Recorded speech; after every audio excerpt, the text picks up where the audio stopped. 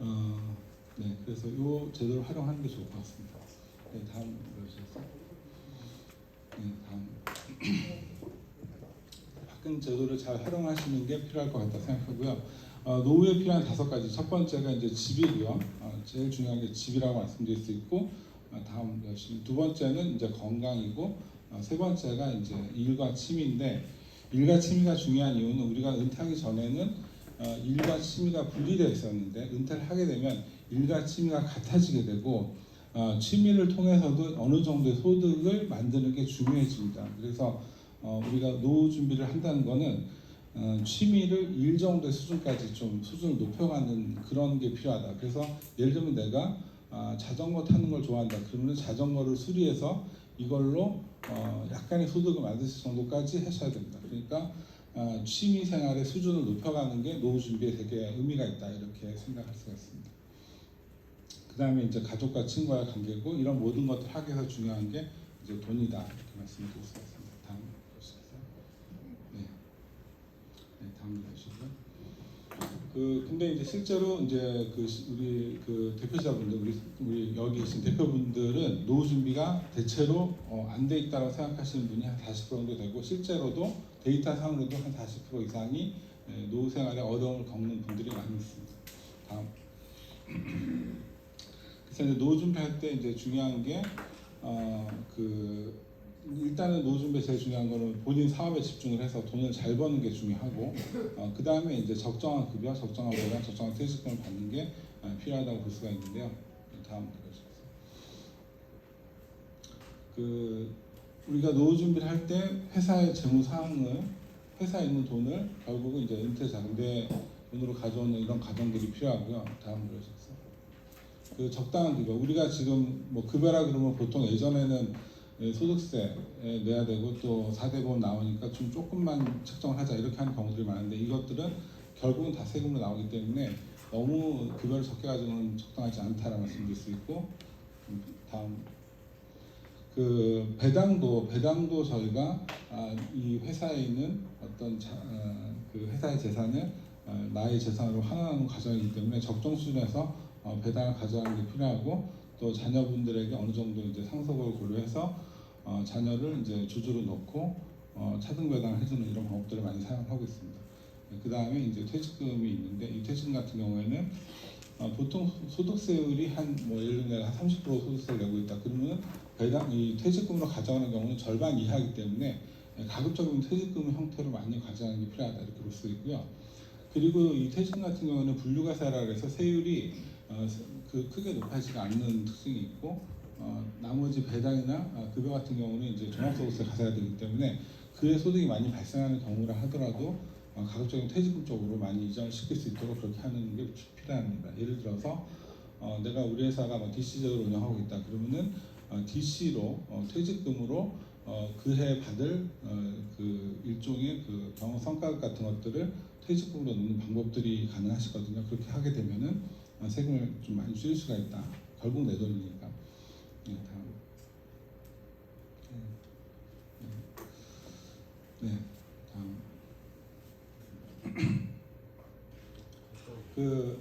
이제 우리가 연금은 크게 3가지가 있잖아요. 국민연금, 퇴직연금, 개인연금 3가지가 있는데 국민연금은 이제 지난번에 제가 간단하게 말씀드렸는데 이게 되게 중요하다. 그래서 이거 아주 기본적인 생활을 보장하는 건데 우리가 국민연금을 무시하는 경향이 있는데 국민연금 절대 무시해서는 안 된다.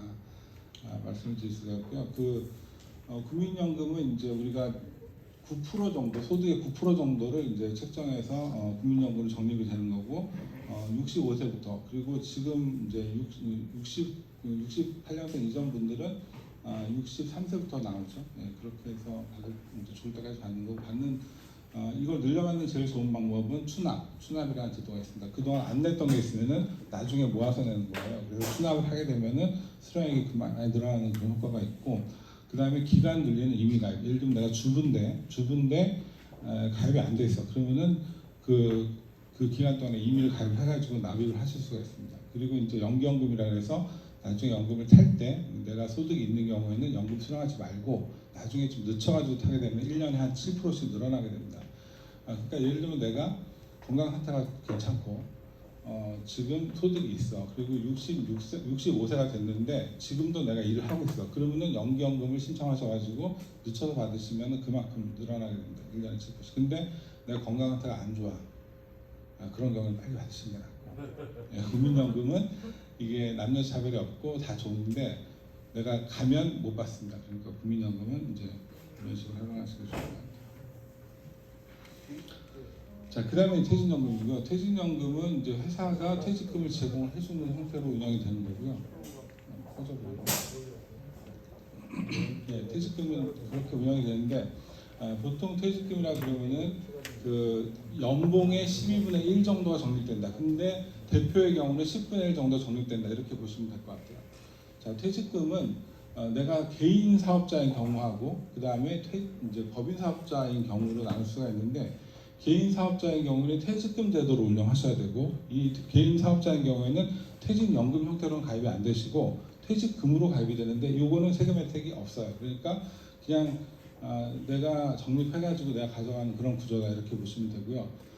그 다음에 이제 그 연금저축하고 IRP 이제 연금 계좌가 있고 그 다음에 노란우산 공제 이런 것들이 있는데 개인 사업자는 세 가지 가지고 준비하신다 이렇게 보시면 되고 그 다음에 법인을 운영하신다 그러면은 법인인 경우에는 퇴직연금에 가입이 가능하세요. 퇴직연금을 통해서도 되고 그 다음에 요 세 가지 이렇게 해서 노후 준비를 할 수 있다 이렇게 보시면 되겠습니다. 근데 차이는 뭐냐면 세금 혜택이 있냐 없냐의 차이인데 대체로 법인을 운영하시는 게 세액공제라든가 뭐 소득공제 같은 것들이 가능한 제도가 많기 때문에 이런 것들을 활용하시는 게 좋고 개인 사업자의 경우에는 운영할 수 있지만 여기에 뭐 세금 혜택은 없다, 손비 인정 받지 못한다 이런 한계가 있습니다. 그리고 개인 사업자의 경우 그래서 보통 대표자인 경우에는 그냥 본인이 적립해서 가져가는 그런 구조이기 때문에 보통 IRP하고 개인연금 같은 걸 준비하시는 경우도 많고 직원들 같은 경우에 개인 사업자의 직원인 경우에는 기업형 IRP라고 하는 제도가 있습니다. 10인 이하의 사업자인 경우에는 적용이 가능하고 이걸로 운영하시게 되면은 DC 제도랑 동일하게 적립금 매달 얼마씩 이렇게 내서 나중에 가져갈 수 있는 그런 구조로 되어 있고요. 그리고 대신에 이제 이 기업형 IRP 같은 경우에는 개인이 가입을 하지만 퇴직연금처럼 적립을 할 수가 있고 세제 혜택도 동일하고 그리고 무슨 규약이라든가 이런 복잡한 절차를 거치지 않고 할 수 있기 때문에 소규모 사업자 운영하시는 분들 같은 경우에는 기업형 IRP로 운영하시는 게 적당하다. 그리고 좀 규모가 커진다 그러면은 DC나 DB 형태로 운영하는 게 유리하다 이렇게 말씀드리겠습니다. DB, DC의 차이는 DB는 뭐냐면 그 퇴직하는 시점에 퇴직금을 준다 이렇게 보시면 되고 이거는 정해진 금액을 주는 거다 이렇게 보시면 될 것 같고요. DC라고 하는 거는 매달 중간정산을 해가지고 금액을 주고 그거를 종업원이 직접 운영해서 수익을 내서 가져가는 그런 구조다 이렇게 보시면 되는데 일반적으로 이 두 가지 중에 뭐가 유리하냐?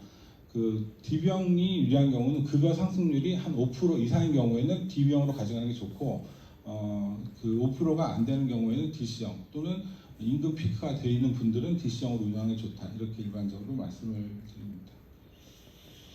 그리고 이제 법인 입장에서는 퇴직연금에 있는 금액에 대해서는 법인세를 줄여주는 효과가 있습니다. 그래서 퇴직연금에 넣는 금액에 대해서는 비용으로 다 인식을 해줄 수 있기 때문에 이제 예를 들면 내가 과표 기준 2억이 초과되고 한 10억 정도를 얻었다 그러면은 이 금액에서 20% 정도를 손비 인정을 받기 때문에 법인세를 절감해주는 그런 효과가 있다는 게 이제 법인 입장에서 장점이고요.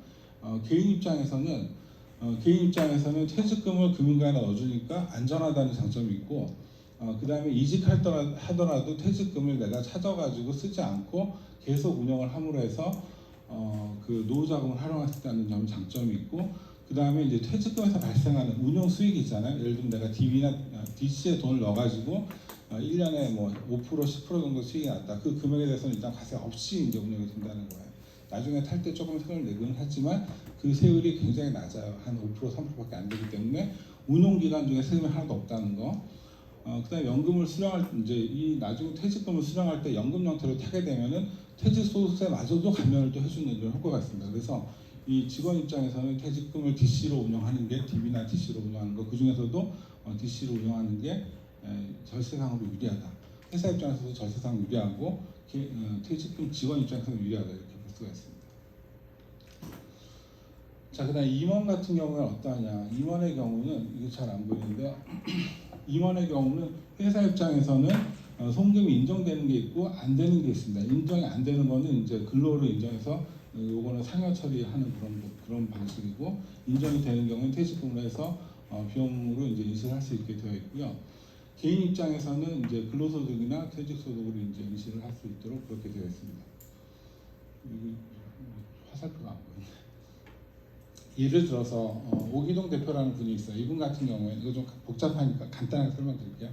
예를 들면 이분이 2007년도에 회사를 차려가지고 2011년도에 퇴직금 규정을 새로 만들어놨어요. 2011년까지 하고 그 다음에 이 시점에 퇴직금 규정을 만들어가지고 세배수를 이제 그 정관에다 넣어서 운영을 하게 됐어요. 그러다가 2019년도 이후에 그 2019년도부터 퇴직한 시점이 2024년인데 이 기간 동안에 급여가 4억 2천 정도 되는 이런 경우라고 이제 가정을 해보면, 그 이분 같은 경우에는 퇴직금 얼마 정도 가져갈 수 있냐 계산해 보면 요 기간, 요 3년 최근 3년 기간에 그 연봉의 10%의 근속 기간 18년 곱하기 3배수 해가지고 7억 5,600을 일단 퇴직급여로 설정할 수가 있습니다. 이분 같은 경우 이렇게 설정을 해놓으면 그러면 요걸 퇴직금으로 이제 일단 요걸 확정을 할 수가 있습니다. 근데 이 부분에서 이제 우리 세법에서 인정해 주는 것들은 기간별로 조금 다릅니다. 요 기간에는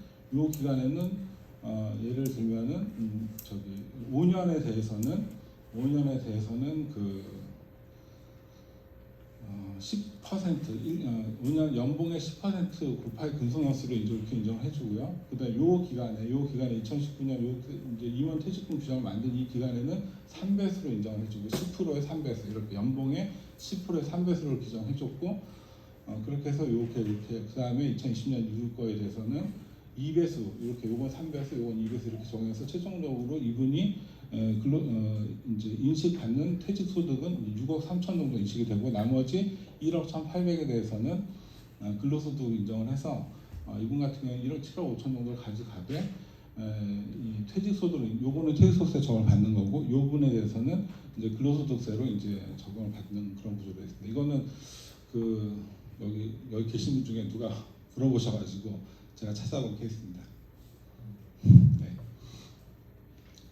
그리고 아까 말씀드린 대로 이게 보면은 직원의 경우는 만약 동일한 조건이었다 그러면 세금 이제 퇴직금을 가져갈 수 있는 게 3억 5천 정도입니다. 지금 동일한 조건에서 1억 4천 정도를 내가 연봉으로 가져가는 구조에서 대표의 경우에는 그거보다 한 2배 정도 가까운 돈을 가져갈 수 있기 때문에 그 중간에 그 3배수, 2배수 이런 것들을 잘 정리해 놓으셨다면 많은 금액을 퇴직금액으로 가져가서 절세할 수 있다 이렇게 보시면 됩니다. 그리고 아까 1억이라는 게 의미를 말씀드렸잖아요. 10년으로 받으면 100만 원, 20년으로 받으면 60만 원 정도가 되니까 그걸로 계산하셔가지고 노후 준비에 이제 활용하시면 되겠다. 그러면 적당한 금액이 그리고 이제 퇴직금을 늘려받는 DC형으로 보통 많이 운영하시잖아요. 그 DC형으로 운영할 때 퇴직금 늘려받는 방법 첫 번째는 주식형 펀드에 투자하는 게 유리하다. 그러니까 이게 이제 저희 회사의 직원들의 수익률이에요. 저희 회사 외자산운용이라는 회사의 직원의 저희 회사는 100% 다 퇴직금을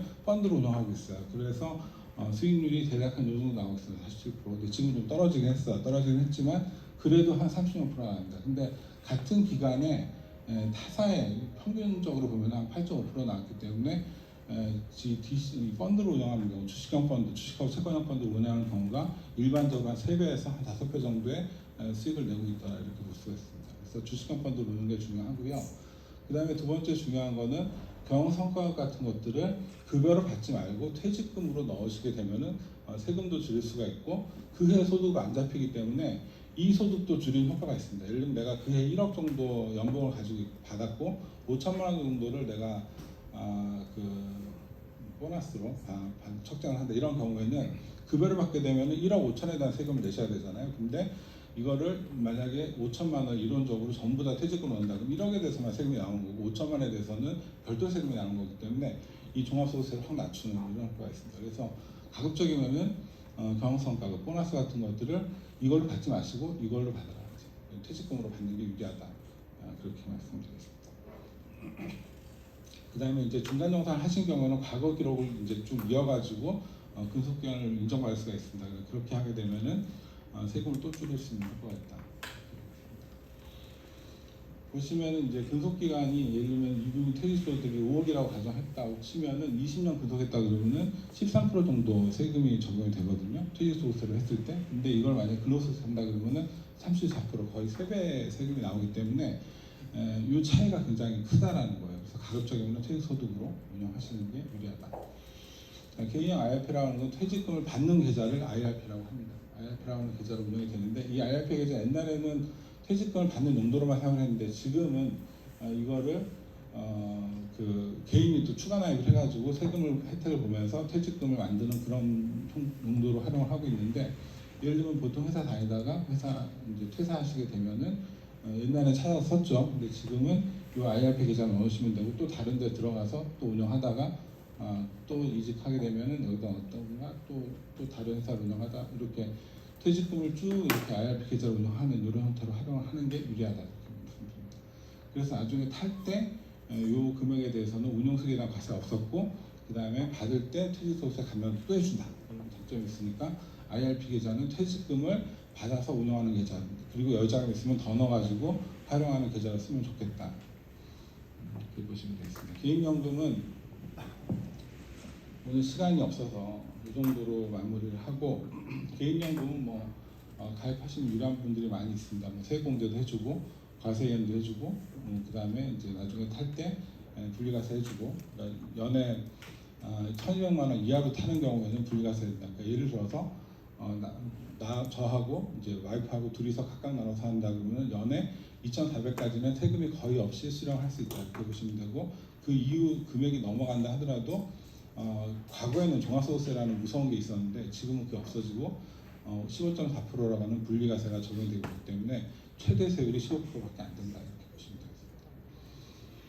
예를 들어서 이제 내가 퇴직금을 10억을 여기 퇴직금 10억을 목표로 하시는 분이 많으신데 퇴직금 10억을 탔어요. 10억을 타고 그 안에 이연퇴직소득세가 20% 들어가 있어가지고 여기에 2억 정도 그러니까 총 12억 정도를 가져왔고 소득세가 2억이 있는 경우라고 치면 이 계좌를 그냥 이 계좌를 내가 그냥 찾을 수도 있고 연금으로 탈 수도 있는데 그냥 타게 되면 어떻게 되냐면 세금 얼마 내셔야 되냐면 그러면 세금이 3억 7,500 정도 세금 내셔야 돼요. 12억을 찾아가 이렇게 해서 운영해가지고 운용수익이 5억이 붙었어요. 그래서 총 금액이 17억이 됐어요.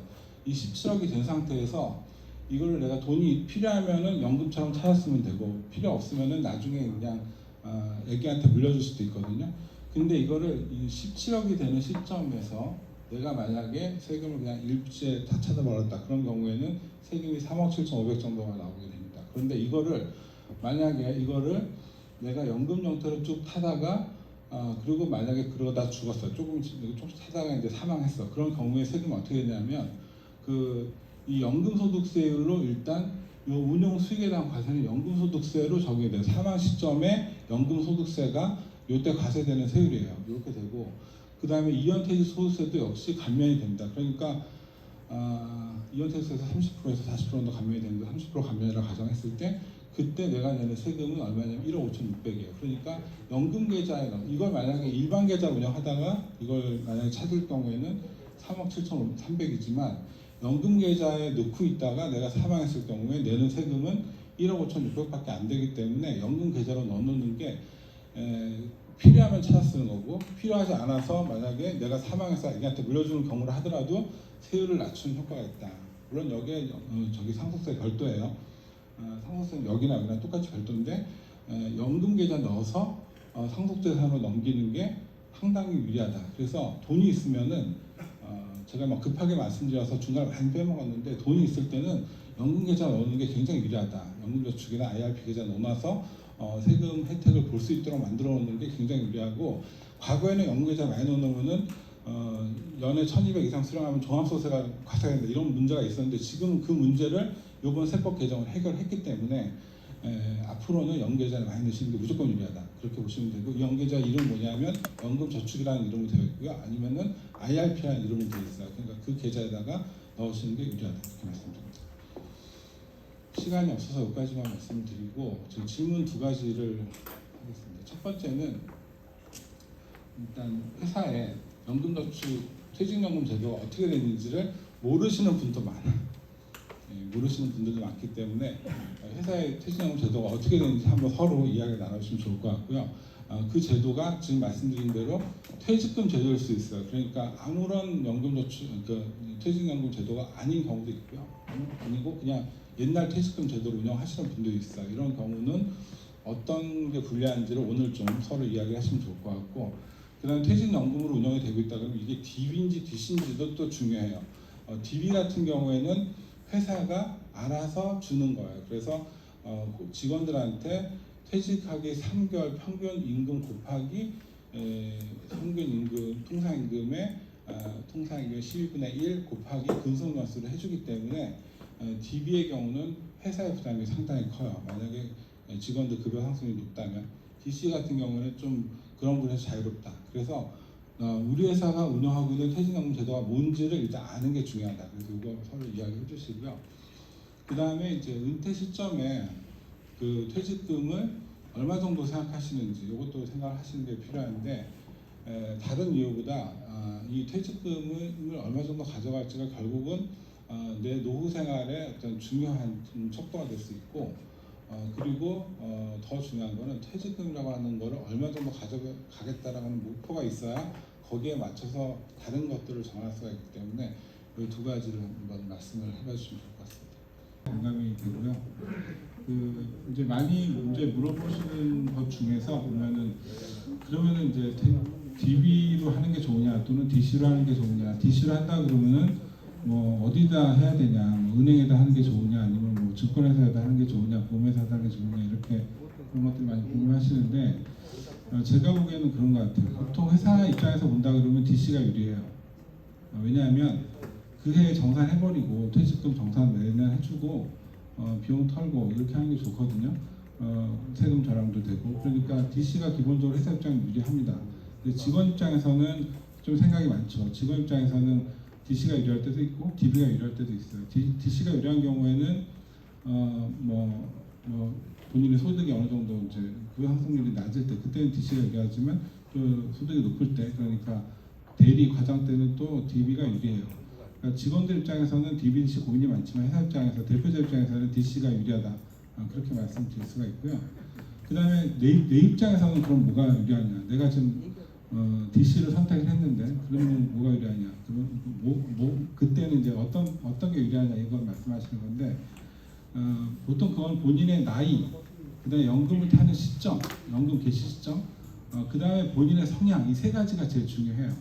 그러니까 내가 나이가 많고, 그 다음에 성향이 보수적이고, 그 다음에 그 적립금액도 크다, 그런 경우에는 은행 쪽에 가까운 게 좋아요. 채권형 쪽으로 가는 게 좋고, 나이가 젊고, 그 다음에 연금 개시까지 10년 이상 남았고, 그 다음에 내 성향이 그래도 좀 공격적이다. 사업하시는 분들 대체로 공격적인 성향이시기 때문에 그런 분들의 경우는 펀드라든가 뭐 아까 말씀하신 ETF라든가 이런 것도 운영하는 게 좋다는 거죠. 그래서 그런 것들은 전문가랑 상담을 장사하는 것 같아요. 이제 주변에 계신 그 분들하고 상담을 통해서 하면 좋은데, 일반적으로는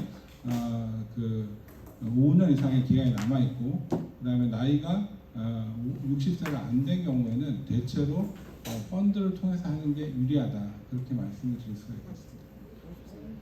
네, 그리고 이제 퇴직금 얼마 받는지는 사실은 대표자인 경우에는 어느 정도 또 컨트롤할 수가 있어요. 본인의 어떤 그 근속 기간이라든가 이런 걸 통해서 컨트롤할 수가 있으니까 가급적 많은 금액을 목표로 해서 운영을 하시는 게 좋을 것 같다, 그렇게 말씀드리겠습니다. 네, 오늘 여기까지 마무리하고, 마무리로 노년은 우리가 지금까지 달려온 인생에서 마지막 바퀴를 남겨놓은 상태고, 마지막 한 바퀴는 느린 속도로 천천히 가는 조깅이 아니라 하나님이 주신 사명을 완수하기 위해서 좀 이 시점에도 전력 질주를 해야 되는 시기다. 그래서 빛나는 노년을 위해서는 강한 영혼과 영혼육이 필요하고, 거기에 맞는 재정적인 준비가 필요하다, 이렇게 마무리하겠습니다. 감사합니다.